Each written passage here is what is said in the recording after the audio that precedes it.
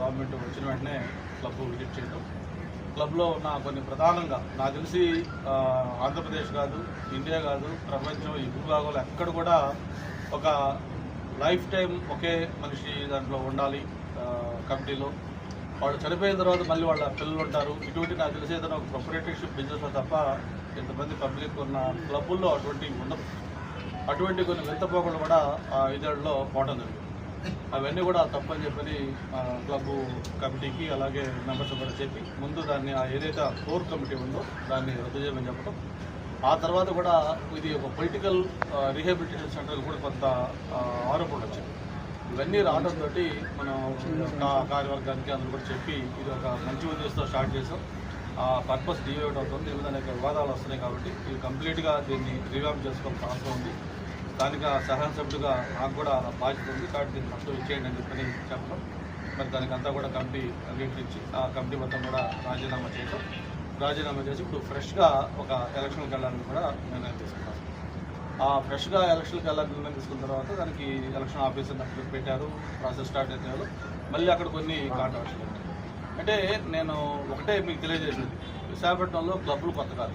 మనకి Walter club లాంటి club ఉంది, గోల్ఫ్ క్లబ్ ఉంది, ఆఫీసర్స్ క్లబ్ ఉంది, అలాగే సెంచరీ క్లబ్ ఉంది, ఇలా చాలా క్లబ్లు ఉన్నాయి. అయితే ఇక్కడ పిల్లర్ క్లబ్ స్పెషాలిటీ ఏంటంటే ఇప్పుడు ఎవరైనా వాల్టర్ క్లబ్లో మెంబర్షిప్ కావాలంటే దానికి ఒక 30 లక్షలు కట్టాలి, అదే గోల్ఫ్లో కట్టాలంటే ఇంకో 30 లక్షలు కట్టాలి. ఇట్లా సామాన్యులకు అందుబాటులో లేకుండా అవి చాలా ఎక్కువ మెంబర్షిప్ కావాలి. అదే ఫిల్మర్ క్లబ్ అంటే అందరికీ ఒక మిడిల్ క్లాస్ కానీ రీజనబుల్గా ఉండే ఎంప్లాయీస్ కానీ అందరికి అందుబాటులో ఉండేది మొత్తం మెంబర్షిప్ కట్టడం. అందుకే దీనికి దాదాపు 1500 మంది పైగా మెంబర్స్ కూడా చేరారు.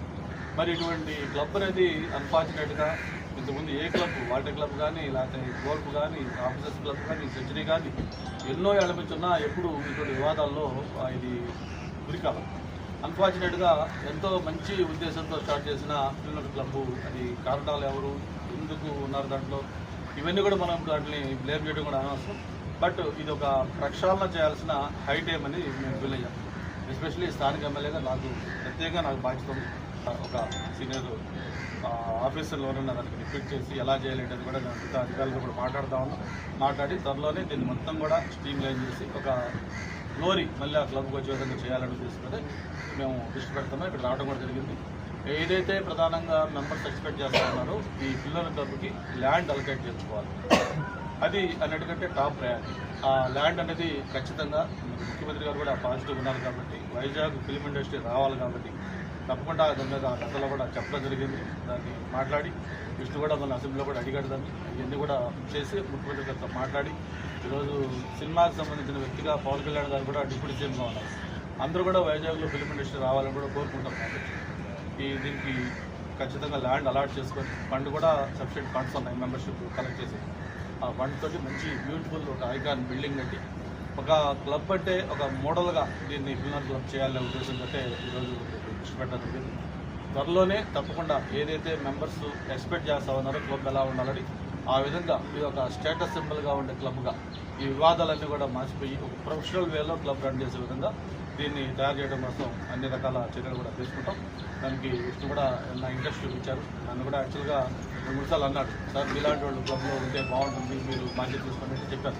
మనకి మన పొజిషన్లో ఉండి మన క్లబ్లో మెంబర్షిప్గా ఎటువంటివి ఉండదు తప్ప మనం బాధ్యత తీసుకుంటే కరెక్ట్ కాదు. ఏదైనా తప్పులుంటే రెక్టిఫై చేసుకోవాలి తప్పంటే లేదు సార్ బాగుంటుంది, మనం ఇనిషియల్గా ఉంటే బాగుంటుంది అన్నారు. లేదు నేను ఉన్నానంటే అయితే నాకు ఇంట్రెస్ట్ ఉంది, నేను చేస్తాను, నాకు కొంచెం అవకాశం ఉండదు అడిగారు.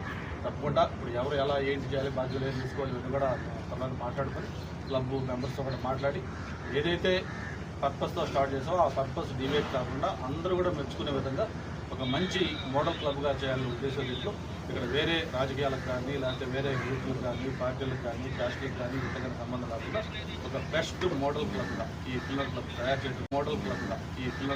చేయడం కోసం క్లబ్ల సభ్యులందరూ సహకారం కూడా కోరుతా ఉన్నాం. ఇప్పుడు దీనిలో ఎవరు దీనికి ఇలా అయింది కారణం అంటే దాన్ని ఏదైతే ఆ రోజు 2015 ఉందని చెప్పింది మీకు స్టార్టింగ్లో అదే ఎందుకు అసలు ఫిల్మర్ క్లబ్ పెట్టాలంటే ఈరోజు ఫిల్మ్ యాక్టివిటీకి సంబంధించి ఒక కేర్ ఆపరేటర్స్ సెంటర్ ప్రొడ్యూసర్స్, ఆర్టిస్టులు, టెక్నీషియన్స్ మొత్తం అందరూ కూడా ఉండేదానికి ఒక కేర్ ఆఫ్ అడ్రస్ ఉంటుంది. దానికి మేము ఆ రోజు అనుకుంది ఏంటంటే ఒక కేవలం క్లబ్ అంటే ఏదో కార్డ్స్, స్పోర్ట్స్ ఇవే కాదు, టెక్నీషియన్స్కి ట్రైనింగ్ ఇచ్చే విధంగా ఒక డైరెక్షన్ డిపార్ట్మెంట్లో లేకపోతే మిగతా అదర్ గ్రాఫిక్స్ ఏదైతే లేటెస్ట్ ట్రెండ్ ఉందో అన్నింటిలో వైజాగ్లో ఈరోజు కళాకారులకు పదవలేదు, ఆర్టిస్టులకు పదవలేదు. అటువంటి అన్నీ కూడా చేయాలంటే ఒక యాంకర్ ఉండే ప్లేస్ ఉండాలి. దానికి ఇది బాగుంటుంది ఉద్దేశం కాబట్టి దానికి అనుకున్నాం. డెఫినెట్గా ఈరోజు హైదరాబాద్లో పిల్లర్ క్లబ్ ఎలాగా ఫిల్మ్ ఇండస్ట్రీ ఆఫ్ కేరళ రాసుకున్నాం, దాన్ని మించిన ప్లేస్ తయారు చేయాలని ఉద్దేశం. మీకు తెలుసు గతంలో కూడా విశాఖపట్నం అంటే ఒక సెంటిమెంట్. సినిమాలు తీయాలంటే బాలచంద్ర గారు కావచ్చు, భారతరాజు గారు లేకపోతే రాఘవేంద్ర గారు కావచ్చు, తీసిన ప్రతి సినిమాలు కూడా ఎంతో కొంత పాట కనిపిస్తే హిట్ అవుతున్న సెంటిమెంట్. అటువంటి సెంటిమెంట్ అంతేకాదు వైజాగ్ సంబంధించి మనకు ఇంకా అడ్వాంటేజ్ ఏంటంటే ఒక ఇండస్ట్రియల్ సిటీ, ఒక స్టీల్ ప్లాంట్, పోర్ట్ లాంటి ఇండస్ట్రీస్ ఉన్నాయి, మంచి బ్యూటిఫుల్ బీచెస్ ఉన్నాయి, బ్రహ్మాండమైన హిల్స్ ఉన్నాయి, మంచి గ్రామీణ ప్రాంతం, ఏజెన్సీ అరకు లేకపోతే ఇటువంటి పాడేరు లాంటి ఏజెన్సీ ప్రాంతం ఉంది. నీకు అన్నిటికీ సంబంధించి పీపుల్ సపోర్ట్. ఏదైనా షూటింగ్లు గీటింగ్లు జరుగుతుంటే ఒక ఇమేజ్ ఉన్న ఆర్టిస్టులు, వాళ్ళు హీరోయిన్స్ కావచ్చు, హీరోలు కావచ్చు, నా క్యారెక్టర్ ఆర్టిస్టులు కావచ్చు, అటువంటి వాళ్ళు వస్తే వాళ్ళకి సపోర్ట్ చేసి వాళ్ళు ఎంకరేజ్ చేసేలాంటి ఒక పాజిటివ్ మూడ్ ఉన్న పబ్లిక్ ఉన్నారు. ఇవన్నీ ఉన్న నేపథ్యంలో సిటీకి సంబంధించి ఎటువంటి ఇబ్బందులు లేకుండా మనం ఇటువంటి కొంచెం ఫెసిలిటేట్ చేసి కానీ ఎంకరేజ్ చేస్తే ఇది ఒక ఫాస్ట్గా గ్రో అవడానికి ఛాన్స్ ఉంటుంది. నాకు సినిమా ఇండస్ట్రీతో అది ఎందుకో తెలియదు, ఫస్ట్ నాకు సంబంధాలు కొంచెం ఎక్కువ ఉన్నాయి, మెగా ప్యాలెస్తో కావచ్చు, అందరితో కూడా. నేను కూడా అందరినీ రిక్వెస్ట్ చేస్తాను, అందరూ కూడా వైజాగ్ రావడానికి ఇంట్రెస్ట్ చూపిస్తారు. కాకపోతే అది ప్రాపర్గా ఇంకా టేక్ఆఫ్ కూడా కొన్ని ఫెసిలిటీస్ కానీ ఇప్పుడే ఎన్ఆర్ గరెడ్డి గారు కింద ఇద్దరు కూడా సినిమాకి సంబంధించిన వాళ్ళు కూడా మాట్లాడుతూ కొన్ని ఇష్యూస్ చెప్పారు. గతంలో జగన్ రోజు వచ్చిన తర్వాత వాళ్ళు చెప్పేసి ఏదైతే లో క్లాస్ టికెట్లు ఇచ్చేసారు, అటువంటి కొన్ని ఇష్యూస్ ఉన్నాయి. దాంతోపాటు కొన్ని అదర్ ఇష్యూస్ కూడా వాళ్ళంతా కూడా మాట్లాడి అవన్నీ కూడా ప్రభుత్వం దృష్టికి తీసుకెళ్ళి వాళ్ళ ఇష్యూస్ కూడా సార్ట్అవుట్ చేస్తే డెఫినెట్గా అందరూ వస్తారు. నేను హీరోలతో మాట్లాడాము, ప్రొడ్యూసర్తో మాట్లాడుతున్నాం, డైరెక్టర్తో మాట్లాడుతున్నాం. అందరూ కూడా వైజాగ్ అంటే పాజిటివ్ కూడా డెఫినెట్గా మంచి ప్లేస్ మాకు ఇంట్రెస్ట్ అవుతుంది. బట్ ఎందుకు రావట్లేదంటే అది కరెక్ట్గా జరగట్లేదు. ఖచ్చితంగా వాళ్ళకి స్టూడియోలకు కొంతమంది అప్పుడు రామారెడ్డి గారికి నేను ఎంపీగా ఉన్న టైంలో నాతో పాటు ఆయన ఎంపీ అందరం కలిసి ఇప్పుడు కృష్ణబాబు గారు జాయింట్ కలెక్టర్గా ఉంటే ఆయనకు ల్యాండ్ అలాట్ చేయించి ఇప్పుడు రామారెడ్డి స్టూడియో ఆ రోజు పెట్టింది. ఇట్లాగా మొత్తం చాలామంది ఇంట్రెస్ట్ చూపిస్తారు. రేపు భవిష్యత్తులో అల్లు అరవింద్ గారు స్టూడియో పెడతా ఉన్నారు, చిరంజీవి గారు ఏదైనా మంచి ల్యాండ్ ఉంటే ఆయన పెట్టాలని స్టూడియో ఐడియా ఉంది. ఇట్లా చాలామందికి చాలా ఇంట్రెస్ట్ ఉన్నాయి. ఇవన్నీ కూడా చేసి వైజాగ్ అనేది ఫిల్మ్ ఇండస్ట్రీకి హబ్గా చేయాలనేది ఒక దీంట్లో ఈ film club crucial role play చేయాలని మాట్లాడుతుంది. ఒక క్లబ్ ఒకటి తయారు చేసుకుంటాం. ఆ రోజున్న క్వశ్చన్స్ బట్టి ఆ రోజు బైలాస్ తయారు చేస్తాం. బైలాస్ అనేది పర్మనెంట్, దాన్ని కాన్స్టిట్యూషన్ లాంటివి కూడా మార్చుకోవచ్చు. అక్కడ ఇప్పుడు యాక్చువల్గా ఏ లక్ష్యంతో స్టార్ట్ చేశారో ఆ పర్పస్ సర్వై ఉంటే ఈరోజు ఈ సిచ్యువేషన్ వచ్చి ఉండేది కాదు. నేను తను లేకపోతే గురించి మళ్ళీ క్లబ్లో ఇలా మాట్లాడాల్సిన పరిస్థితి కాదు. మనం 2015లో స్టార్ట్ చేసింది, ఇప్పుడు 2025లో ఉన్నాం. 10 ఏళ్ల తర్వాత ఉన్న పొజిషన్ ఏంటంటే రోజు మీ మీడియాలోనే ప్రముఖంగా వచ్చేది ఏంటంటే పరువు పోయా లేకపోతే ఇంకోటి పోయా, ఇట్లా వివాదాలు, ఇవి ఏ క్లబ్లో ఇటువంటి న్యూస్ రాట్లా. ఆ వచ్చే ప్లేస్కి వచ్చింది కాబట్టి ఇంటర్ఫేర్ కావాల్సి వస్తుంది, దాన్ని అవసరం వస్తే బైలాస్ చేంజ్ చేయాల్సి వస్తుంది. ఇప్పుడు ఇది ఏది కూడా తనైనా లేకపోతే ఇంకోరైనా నేనైనా ఇంకోరైనా దీంట్లో పర్మనెంట్గా మేము ఉండి దీంట్లో పెత్తనం చేయాలని ఉద్దేశం కాదు. క్లియర్గా ఒకటే చెప్పాము, ఏ పర్పస్ అయితే స్టార్ట్ చేశామో ఆ పర్పస్ డివైడ్ అయిపోయింది, ఇది వివాదాలకు కేంద్రం అయిపోయింది, అనుకున్న ప్రోగ్రెస్ జరగట్లేదు. దాన్ని ఒక స్ట్రీమ్ లైన్ చేసి పట్టాలు ఎక్కించి దీన్ని గాడిలో పెట్టిన తర్వాత ప్రొఫెషనల్ వేలో దీన్ని ఒక మోడల్ క్లబ్గా చేయాలంటే తప్ప దీంట్లో ఒక పెద్ద ఆయన తీసేసి ఒక చిన్న ఆయన ఉండాలి, చిన్న ఆయన తీసి ఇంకొక ఉండాలి, ఆ పార్టీ కాదు ఈ పార్టీ ఉండాలి. ఇక్కడ అందుకే క్లియర్గా రాజకీయాలకో పార్టీలకో ఇంకో దానికి ఏదైనా సంబంధం కాదు. అందరికీ ఇబ్బంది అయితే ఒక మోడల్ క్లబ్గా చేయాలంటే కాదు. చెందే ప్రదేశము భీమిలి, దాంట్లోనే ఈ ఫిలిం నగర్ క్లబ్ ఇక్కడ ఉండటము, నేను గౌరవనీయులైన గంటా శ్రీనివాస్ గారిని దీన్ని ఒక ప్రక్షాళన చేయాలి, మంచి అత్యంత అద్భుతంగా ఈ ఫిలిం నగర్ క్లబ్ని మనం కట్టి ప్రజలకి అట్లాగే ఎవరైతే మెంబర్స్ ఉన్నారో వారికి తగిన న్యాయం చేయవలసిన బాధ్యత మనం ప్రజాప్రతినిధుల పైన ఉంది. అందుకు మీరు దీన్ని రోల్గా తీసుకుని మీరు ముందుండి నడిపించండి అంటే వారు ఇందాక చెప్పినట్టుగా ఈ స్థాయిలో ఉండి మనం దీనికి ఇంకా వేరే వాళ్ళు చేస్తే బాగుంటుంది అంటే నేను టేకప్ చేసి నేను రెస్పాన్సిబిలిటీ తీసుకుంటాను సార్ అని చెప్పడం జరిగింది. తప్పనిసరిగా ఆ విధంగా చేస్తే బాగానే ఉంటుందని చెప్పి అందుకని చెప్పి ప్రెసిడెంట్గా నామినేషన్ వేయటం జరిగింది. అట్లాగే నేను ఇంతకుముందు కొన్ని అసోసియేషన్స్లో ప్రెసిడెంట్గా చేశాను. విశాఖపట్నం డిస్ట్రిక్ట్ క్రికెట్ అసోసియేషన్ ప్రెసిడెంట్గా సుమారు 10-12 సంవత్సరాలు చేశాను. అట్లాగే ఐటీ పార్క్స్ అసోసియేషన్, మన ఋషికొండ ఐటీ పార్క్స్ అసోసియేషన్ ప్రెసిడెంట్గా చేశాను. ప్రజాప్రతినిధులుగా ఉన్నప్పుడు కొంచెము సోషల్ రెస్పాన్సిబిలిటీ అట్లాగే విశాఖపట్నం గౌరవాన్ని కూడా మనం బయటికి పెద్ద ఎత్తున తీసుకుని వెళ్ళవలసిన అవసరం ఉంది. అందుకు నేను గంటా గారిని అడిగినప్పుడు నువ్వు నామినేషన్ వేయండి అని చెప్పిన ప్రకారం నేను నామినేషన్ ప్రెసిడెంట్గా వేశాము. కానీ ఇక్కడెక్కడ కూడా రాజకీయాలతోటి సంబంధం లేదు.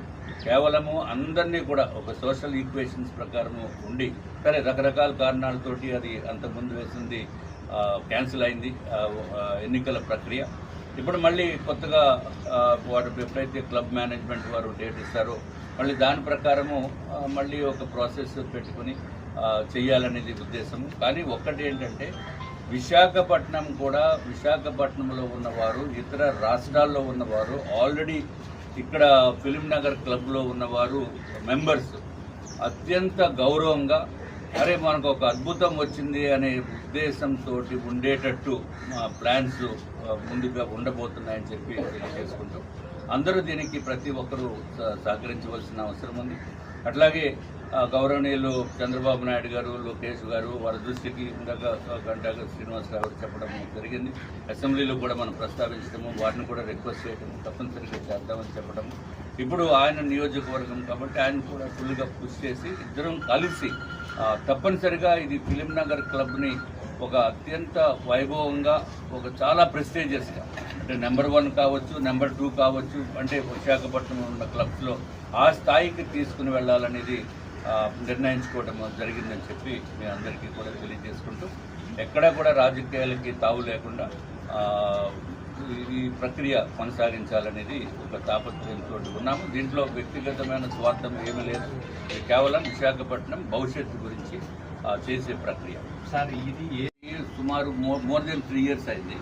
అప్పుడు నేనేమి రాజకీయ ప్రజాప్రతినిధి కాదు. నేను ముందు మెంబరు, తర్వాత రాజకీయంలోకి ఎన్నికవటం జరిగింది. ఇది కూడా గమనించవలసిన అవసరం ఉంది. ఇది ఒక్కటే కాకుండా దీనికి సంబంధం లేనటువంటి విషయము. ఇప్పుడు గౌరవనీయులు రామ్మోహన్ నాయుడు గారు, ఏవియేషన్ మంత్రి గారు కూడా విశాఖపట్నం ఉన్నారు. వారితో పాటు గంటా శ్రీనివాసరావు కూడా వారిని కలవటం జరుగుతుంది. విశాఖపట్నానికి విజయవాడకి ఎయిర్ ఏవియేషన్ నుంచి కనెక్షన్ అనేది కట్ అయిపోయింది. అంటే విశాఖపట్నం నుంచి విజయవాడకి ఉదయం ఇదివరకు 2 ఫ్లైట్స్ ఉండేవి. ఇప్పుడు ఒక్క ఫ్లైట్ కూడా లేదు ఉదయం. కేవలం సాయంత్రం 2 ఫ్లైట్స్ ఉన్నాయి తప్ప ఉదయం లేని మూలాన విశాఖ ప్రజలే కాకుండా విజయనగరం, శ్రీకాకుళం అందరూ కూడా బిజినెస్ పీపుల్ అనేది చాలా నిరుత్సాహమైన పరిస్థితిలో ఉంది. నేను ఇప్పుడు మీ అందరి ద్వారా నేను గంటా శ్రీనివాసరావు గారిని కోరుతున్నాం. తప్పనిసరిగా అక్కడ ఏదైతే వైజాగ్ టు విజయవాడ ఉదయం ఫ్లైట్ కూడా ఉండేటట్టు చేయవలసిందిగా మరి ఒక్కసారి ప్రజలందరి తరఫున కూడా గౌరవనీయులు రామ్మోహన్ నాయుడు గారిని, అట్లాగే గంటా శ్రీనివాసరావు గారిని నేను రిక్వెస్ట్ చేస్తాను.